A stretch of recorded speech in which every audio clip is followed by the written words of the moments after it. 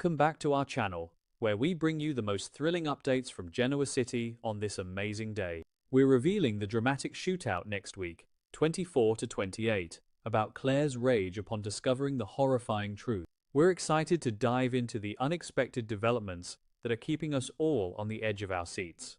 Join us as we step into the breathtaking drama unfolding today. The fragile rehabilitation of Claire into the powerful Newman family has always been a precarious journey, balanced on the razor-thin edge of her dark, traumatic past and her desperate yearning for maternal love.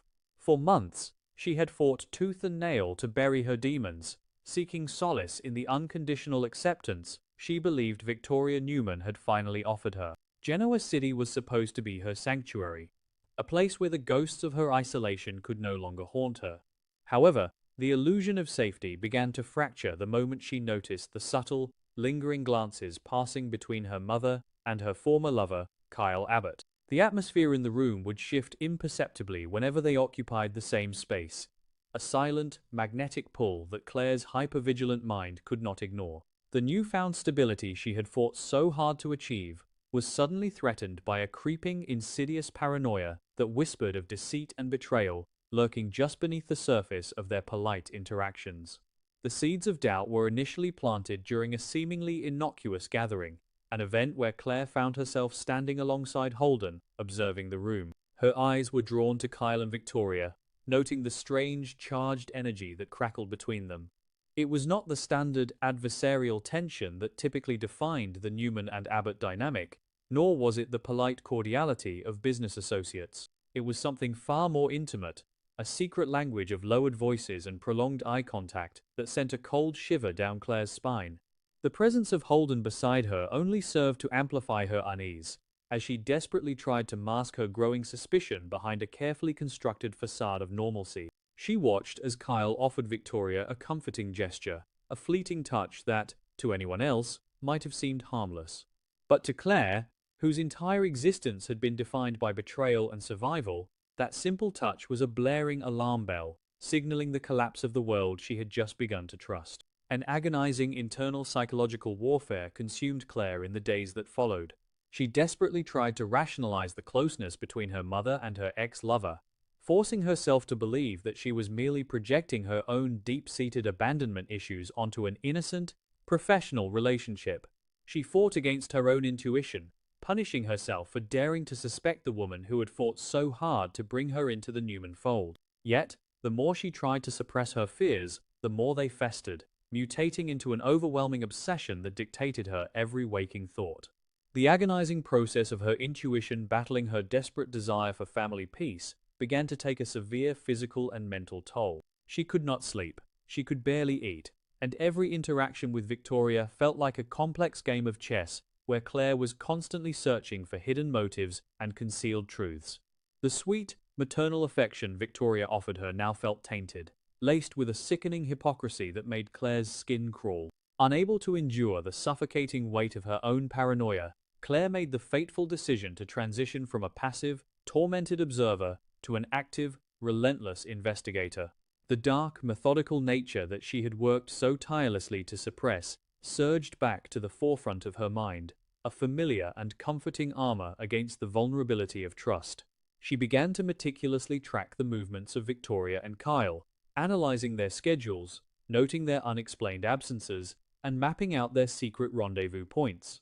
Claire transformed into a silent shadow, slipping through the opulent corridors of the Newman Enterprises and the bustling offices of Jabbo, with the stealth of a predator hunting its prey. The suspense of her investigation was intoxicating, a grim validation of her darkest fears. Every step she took closer to the truth was a step further away from the light, pulling her back into the abyss of vengeance and manipulation that had defined her previous life. The devastating confirmation of her worst fears occurred in the labyrinthine corridors of Jabbo, a moment that would forever alter the trajectory of the Newman and Abbott families. Claire had followed Kyle, her movements silent and deliberate, guided by an undeniable, sickening intuition.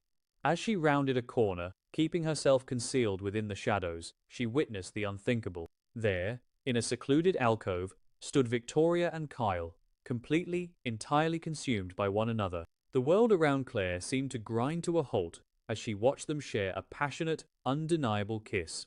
The visceral, physical reaction that tore through Claire's body was akin to a violent electric shock. The air was sucked from her lungs, her vision blurred with tears of profound agony, and a silent, agonizing scream lodged itself in her throat.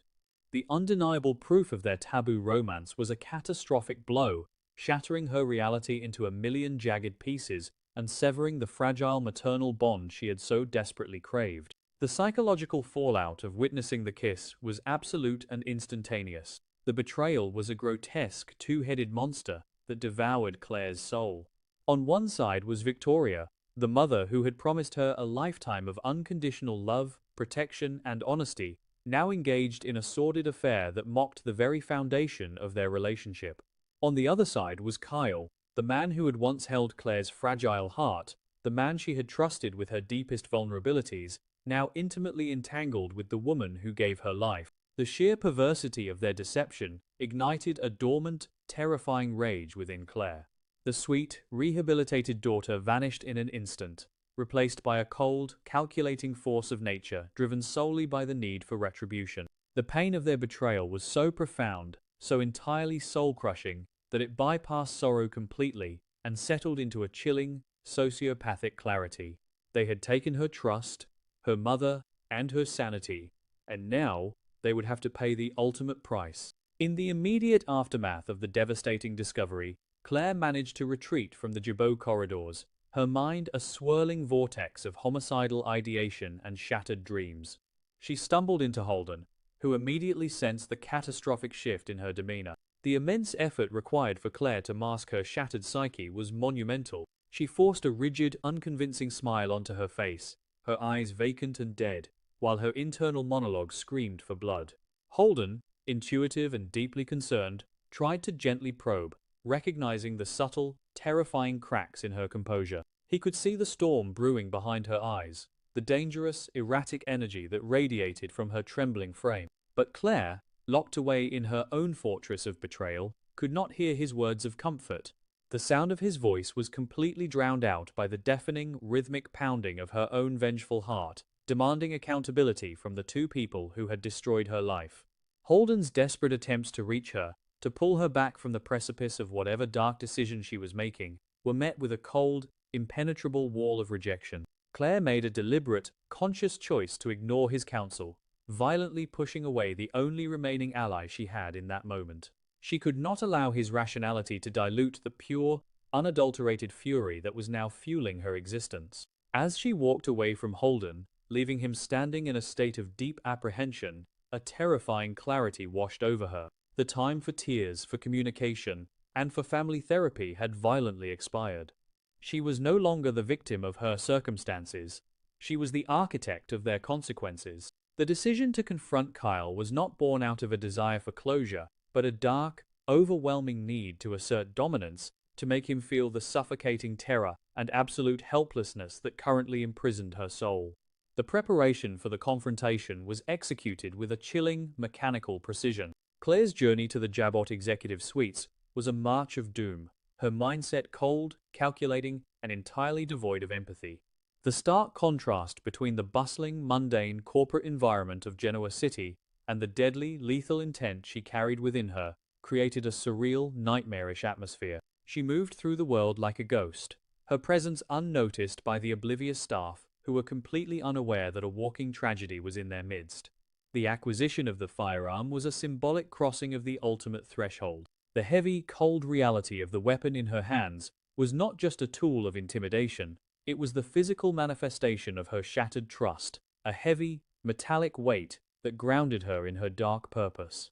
Concealing the weapon, she felt a surge of dark, intoxicating power, the kind of power that only comes when one has absolutely nothing left to lose. Infiltrating the inner sanctum of Jabot, Claire navigated the familiar hallways with a predatory grace. The rising tension as she approached Kyle's private office was palpable, the air growing thick and heavy with impending doom. Memories of her past with Kyle flashed through her mind like a rapid, agonizing slideshow, their moments of vulnerability, his promises of support, the way he had looked at her before he had turned his gaze toward her mother. Every memory acted as a catalyst, pouring gasoline on the raging inferno of her fury. She did not knock. She did not announce her presence. She simply opened the heavy wooden door of his office and slipped inside, the click of the lock echoing through the silent room like the ceiling of a tomb. The corporate world outside ceased to exist. This room was now the epicenter of her vengeance, a courtroom where she served as the judge, jury, and executioner. The ambush in Kyle's office was a masterclass in psychological terror. Kyle, engrossed in his paperwork, looked up with a distracted expression that instantly morphed into sheer, unadulterated terror as he registered Claire's presence. The immediate shift in power dynamics was absolute. Claire stood before him, her posture rigid, her eyes burning with a manic, unhinged intensity, and the dark, lethal barrel of the gun pointed directly at his chest. The suffocating atmosphere of the room pressed down on them both, the silence so profound it was deafening. Kyle's breath hitched in his throat, his hands freezing above his desk as the reality of his impending demise washed over him. The man who had confidently navigated corporate takeovers and taboo romances was instantly reduced to a trembling, helpless target, trapped in a locked room with a woman whose sanity he had personally helped to destroy. The silent interrogation that followed was more agonizing than any screamed accusation. Claire demanded answers without uttering a single line of dialogue, her lethal intent communicating everything that needed to be said. She forced Kyle, at gunpoint, to confront the grotesque hypocrisy of his actions, her unwavering gaze piercing through his corporate armor and exposing the cowardly betrayal beneath. Kyle's desperate, fumbling attempts to de-escalate the situation were pathetic in their execution. He raised his hands in a gesture of surrender, his body language pleading for mercy, his mouth moving in frantic, silent apologies that Claire completely ignored. He tried to project a calm, soothing demeanor, attempting to use the same placating gestures that had once brought her comfort. But in the shadow of his betrayal, those very gestures were a horrific insult, a patronizing manipulation that only served to solidify Claire's belief that he was a monster masquerading as a man. Kyle's disastrous attempts to soothe her were the final, fatal miscalculation. To Claire, his attempts to pacify her were a continuation of his deceit, a refusal to acknowledge the magnitude of the psychological slaughter he had committed alongside Victoria. The complete loss of control was instantaneous and terrifying. The overwhelming surge of betrayal, the agonizing realization that she was entirely alone in a world built on lies, culminated in a singular, violent act of desperation. The pressure on the trigger increased, the mechanical resistance giving way to the inevitable release of her profound, catastrophic rage. The silence of the Jabot executive suites was violently shattered, the illusion of corporate safety instantly obliterated by the consequences of a taboo romance. The deafening roar of the gunshot echoed through the building, a violent, concussive blast that seemed to tear the very fabric of reality apart. Claire had fired a warning shot, the bullet ripping through the air and embedding itself into the wall just inches from Kyle's head. The immediate aftermath was a tableau of absolute horror. Kyle was frozen in sheer terror, his body pressed desperately against his chair, his eyes wide with the realization that he was mere millimeters away from death. Claire stood resolute, the smoking barrel of the gun still raised, the acrid smell of gunpowder filling the sterile office air. The warning shot was not a plea for understanding, it was a lethal declaration of war. As the smoke curled toward the ceiling, the fate of the Abbott and Newman families hung in a terrifying balance, leaving everyone to wonder if this was merely the opening salvo in a bloodbath that would leave Genoa City forever changed.